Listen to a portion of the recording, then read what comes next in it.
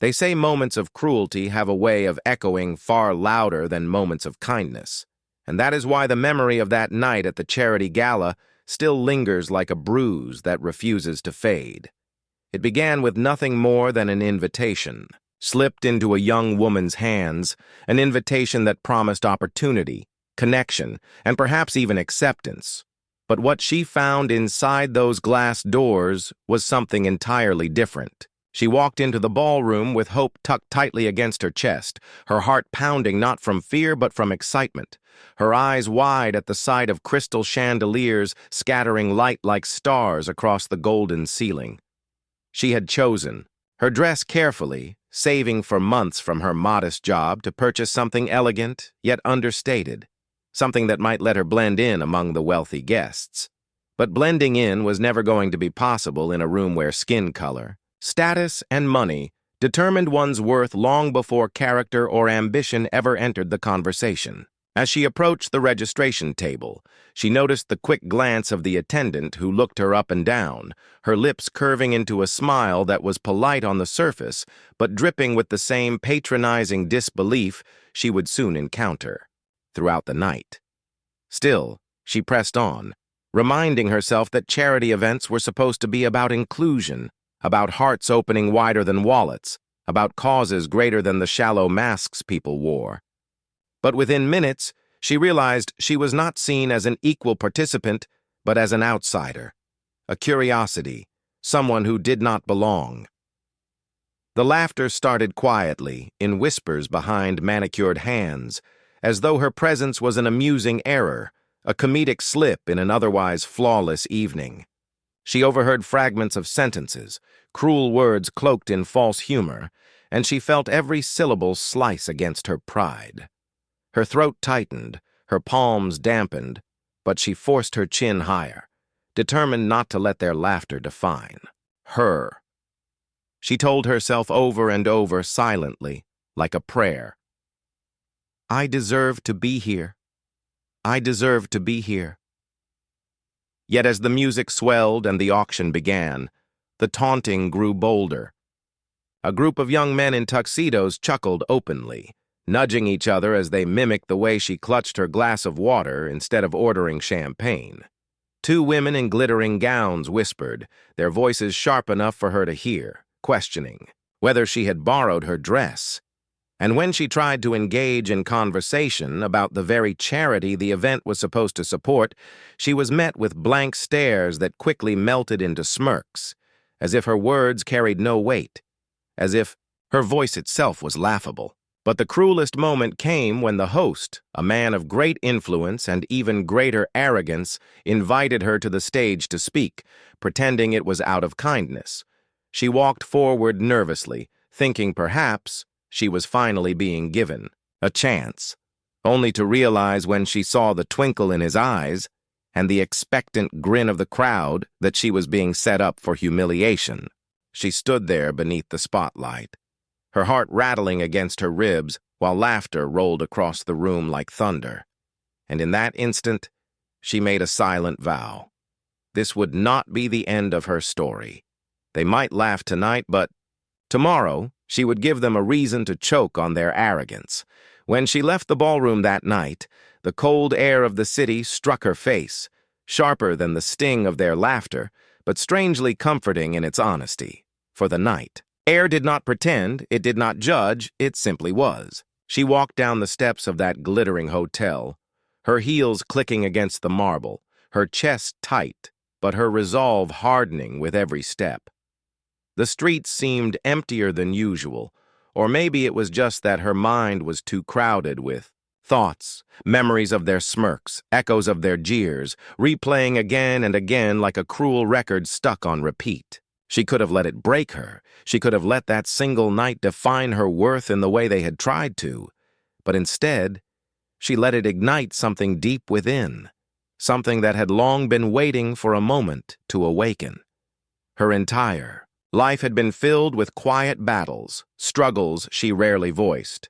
From working 2 jobs while attending night classes to saving every spare coin when others spent freely without thought. She had endured poverty, discrimination, loss, And still, she carried herself with dignity.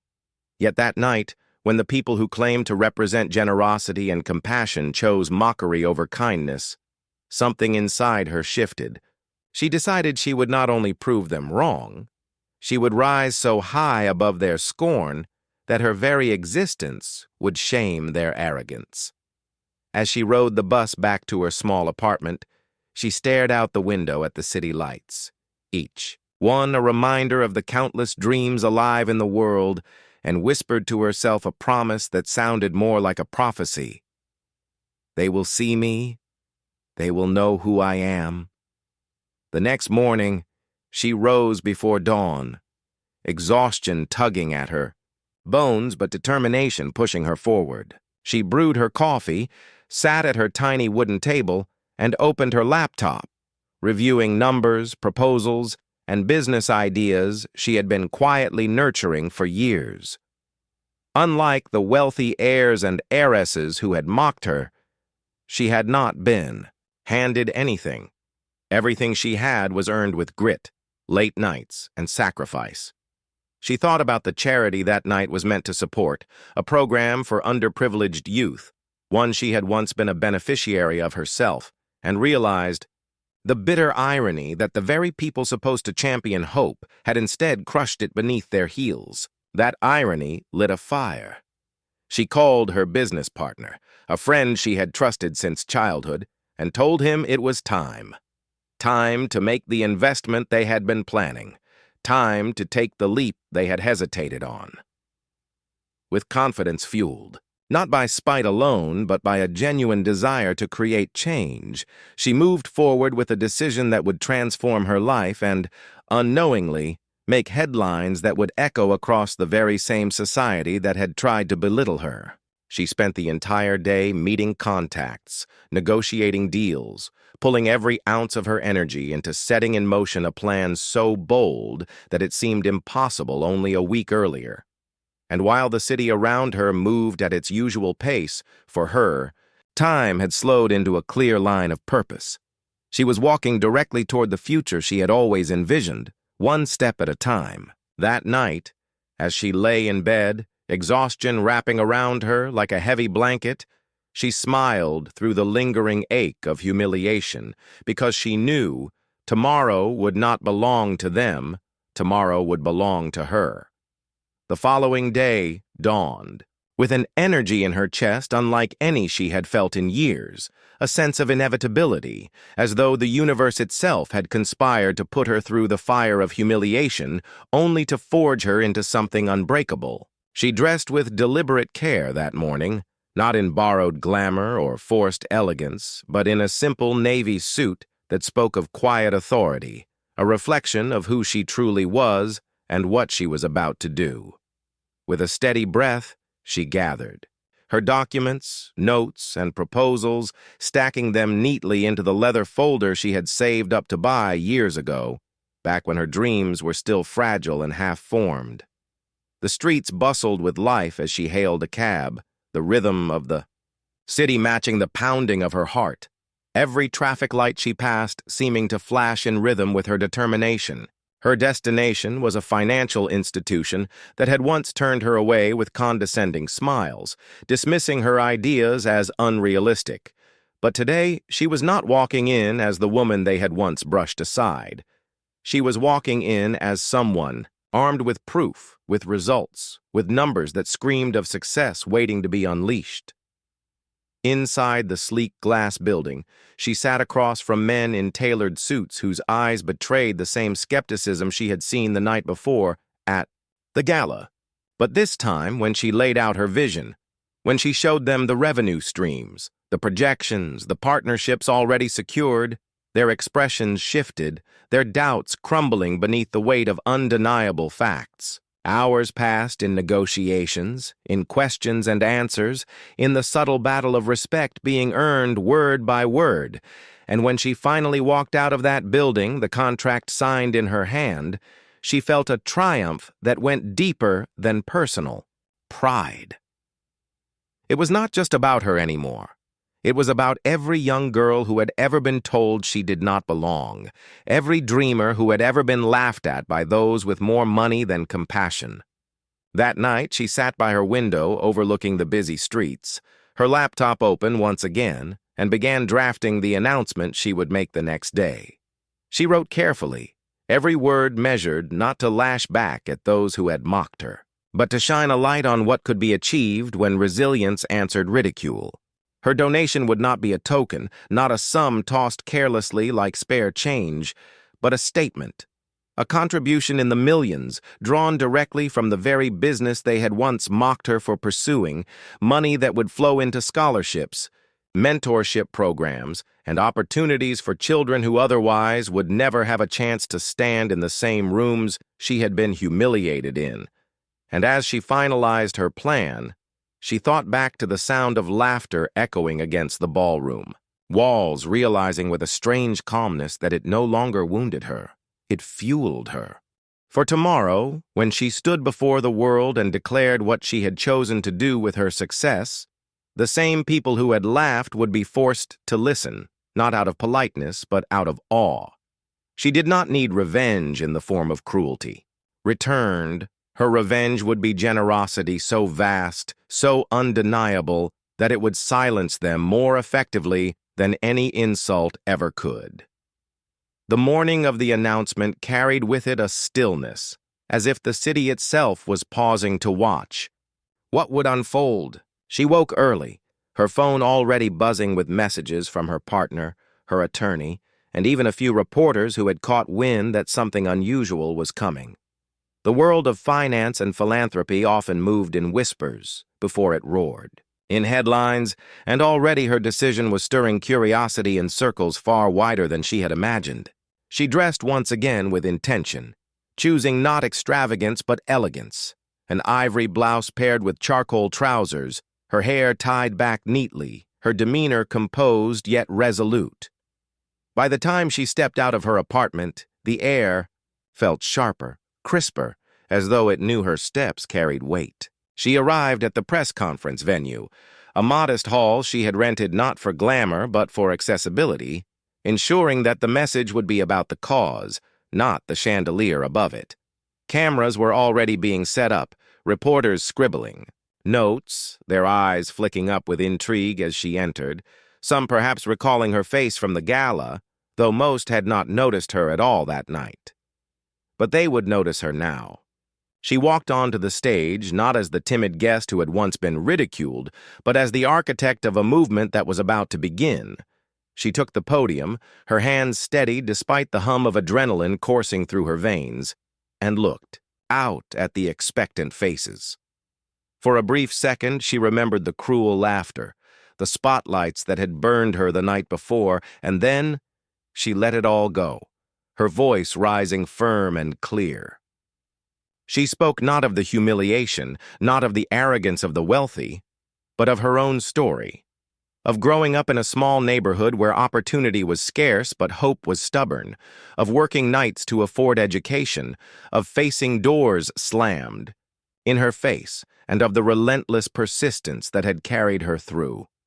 She told them about the young people who reminded her of herself, the ones for whom dreams felt too expensive to afford, the ones who needed not charity in the shallow sense but investment in their potential. And then she delivered the part that made the room fall into silence so thick you could almost hear hearts beating. She announced a donation of millions, pledged not from inherited wealth or family legacy, but from the success of her own company, a company they had once dismissed, laughed at, doubted.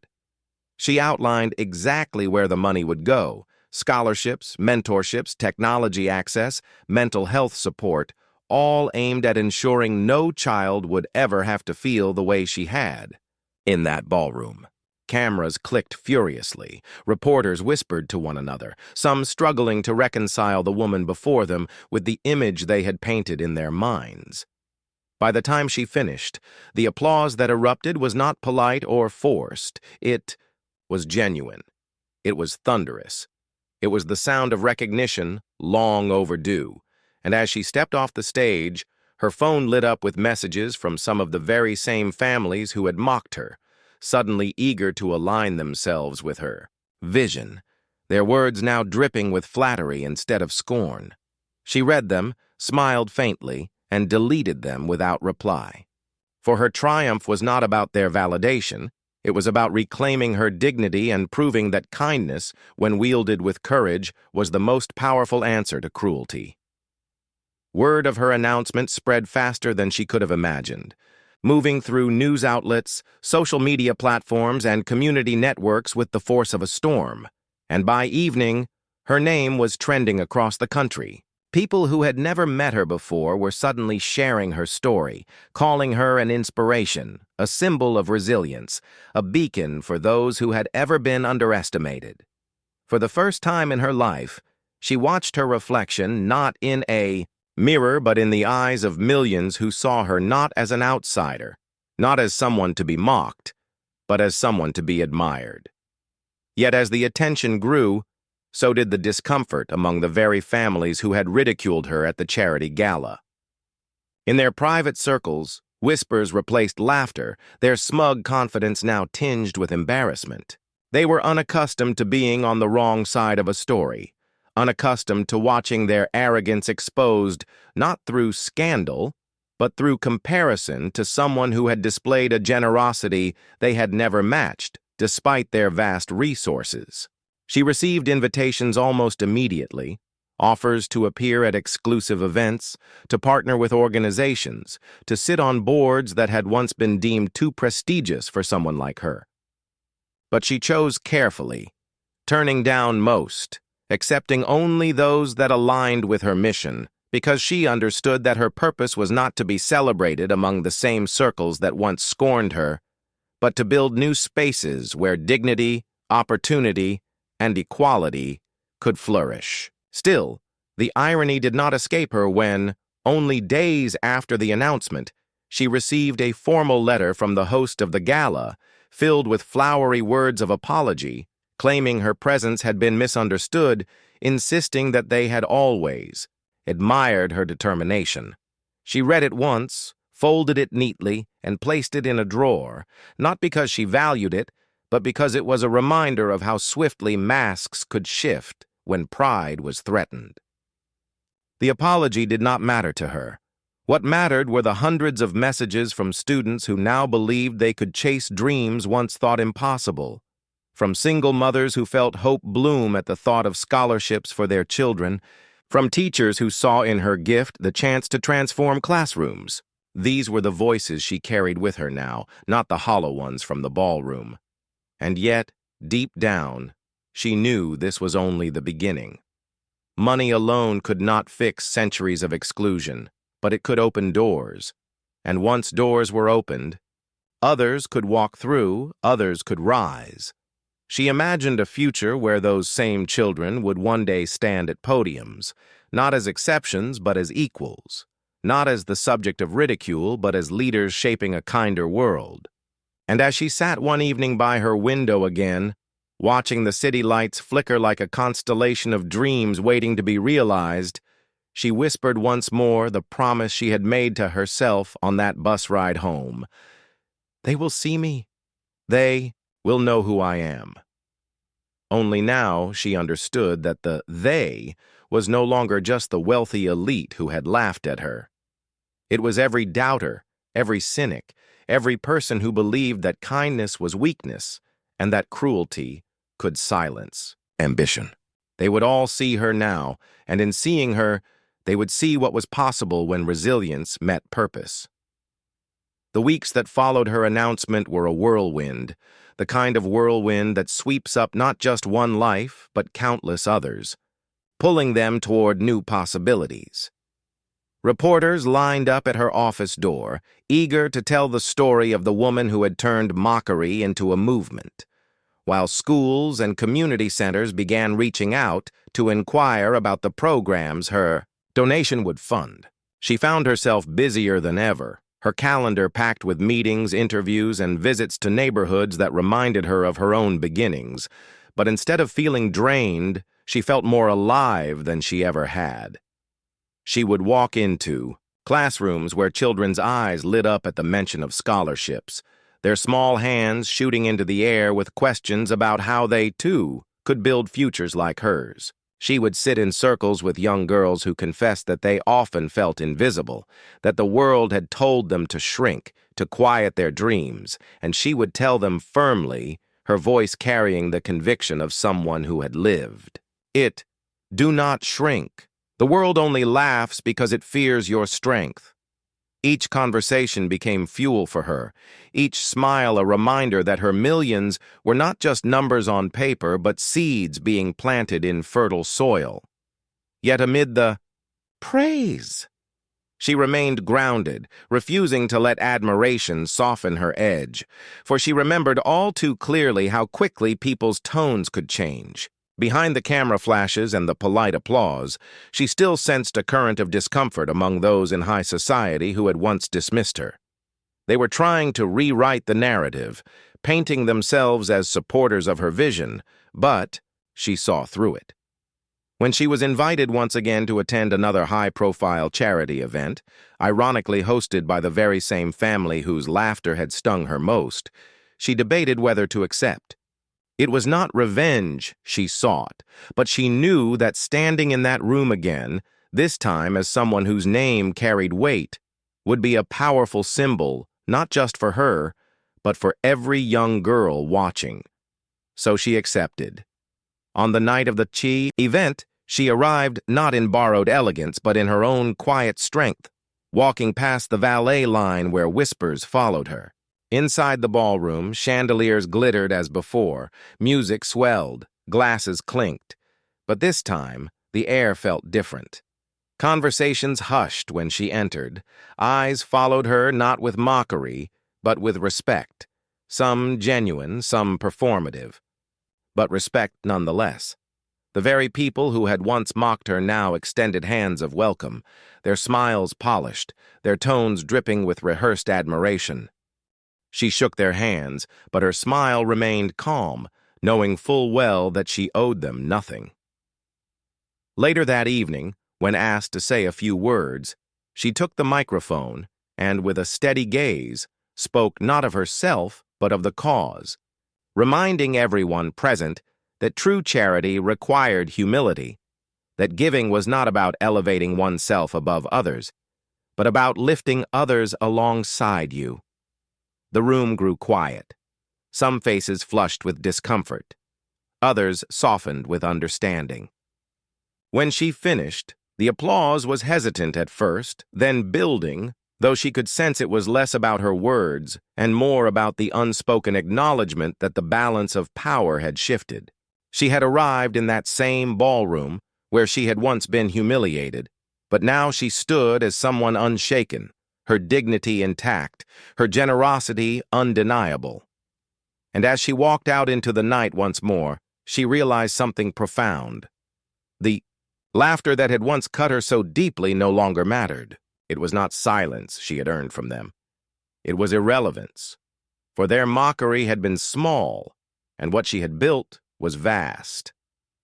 In the months that followed, her legacy began to take root in ways she had never fully anticipated, spreading beyond her city, beyond her country, until her name was spoken in places she had never stepped foot in, carried by stories of resilience and generosity that refused to be contained. Scholarships were awarded, classrooms equipped, mentorship programs flourished, and for every young person who walked through a newly opened door, a ripple was created that would travel further than she could ever measure. She would receive letters, written in trembling handwriting from students who said they had once considered dropping out but now dared to dream of becoming doctors, engineers, artists, leaders. Mothers would stop her in the street with tears in their eyes, thanking her for believing in children who had been overlooked. And though the world applauded her, she remained quietly reflective, often returning to the simplicity of her small apartment, sitting by the same window where she had first made her vow, sipping tea as the city pulsed outside, reminding herself that the work was never about recognition. It was about responsibility.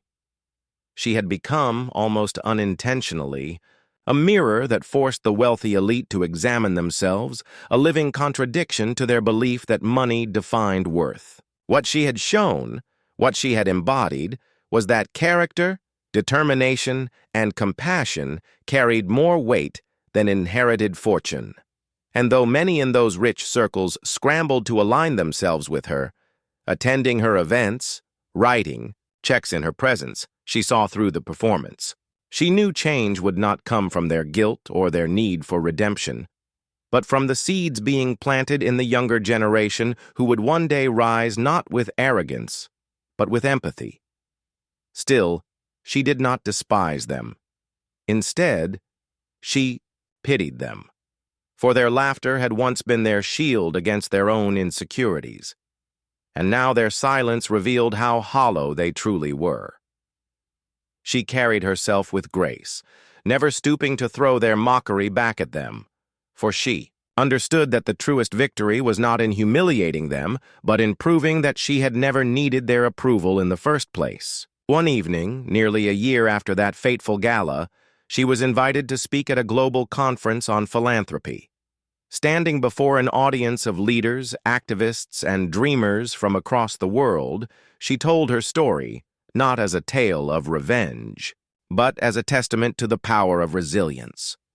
She described the sting of laughter, the humiliation of being othered, but more importantly, she spoke of the decision to answer cruelty with generosity, exclusion with inclusion, doubt with action. And when she finished, the standing ovation that followed was not just for her, it was for every person who had ever been dismissed, every voice that had ever been silenced. As she looked out at the sea of faces rising in applause, her eyes softened, and she thought once more of the girl who had walked into that ballroom months ago with hope tucked nervously in her chest. That girl had been laughed at, belittled, made to feel small, but she had not stayed small. She had risen, and in her rise, she had lifted countless others. Walking off the stage that night, she felt no need to look back, for her story had already transcended those who once mocked her. Their laughter was nothing more than a forgotten echo, while her impact was a living symphony, still playing, still growing, still inspiring. And in the quiet of her heart she knew she had kept her promise. They did see her now. The whole world did.